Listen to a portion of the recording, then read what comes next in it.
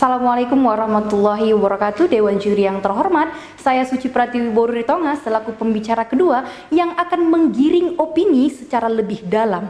Kemudian dari itu berangkat dari argumentasi yang telah dibicarakan oleh pembicara satu kami mengatakan bahwasanya Aliansi Mahasiswa menilai aksi intimidasi dan diskriminasi ras dan suku terhadap mahasiswa Papua di Surabaya ini merupakan kejadian yang bukan pertama kalinya, Dewan Juri yang terhormat. Kemudian daripada itu dilansir dari Kompas ID bahwasanya pemerintah belum serius menangani kasus diskriminasi yang terjadi di Indonesia. Berangkat dari diskriminasi tersebut, kami membawa argumentasi kepada ranah identitas nasional. Berbicara mengenai identitas nasional merupakan nilai atau ciri dan jati diri bangsa Indonesia itu sendiri.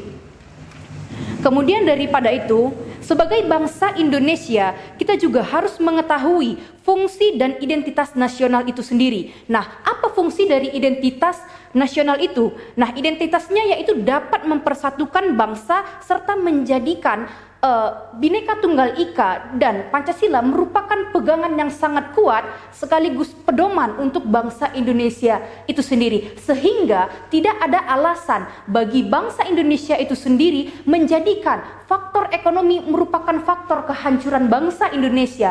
Namun tidak bisa kita tutup mata bahwasanya faktor yang lebih membahayakan adalah minimnya rasa ataupun toleransi terhadap identitas bangsa Indonesia itu sendiri, baik identitas ras, suku, agama maupun identitas lainnya.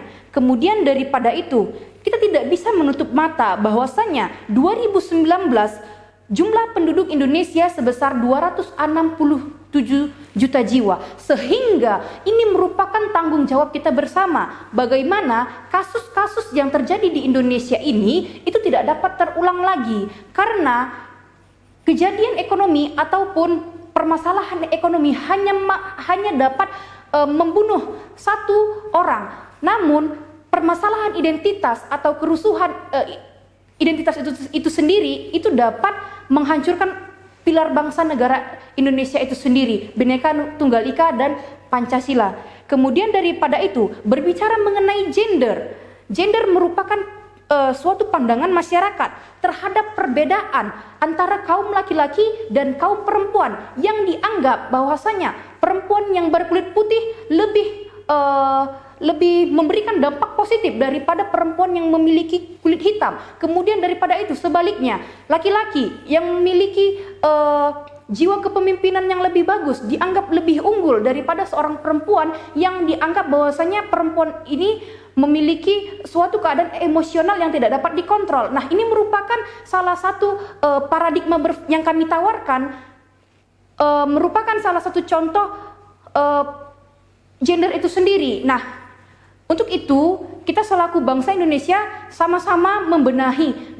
Maka dari itu tidak menutup kemungkinan kami memberikan solusi yang sangat mantap, yaitu terkait peraturan ataupun revisi peraturan perundang-undangan terhadap Kitab Undang-Undang Hukum Pidana, di mana barang siapa yang melakukan tindakan ataupun suatu perbuatan yang merugikan orang lain ataupun mendiskriminasi ini dapat dihukum.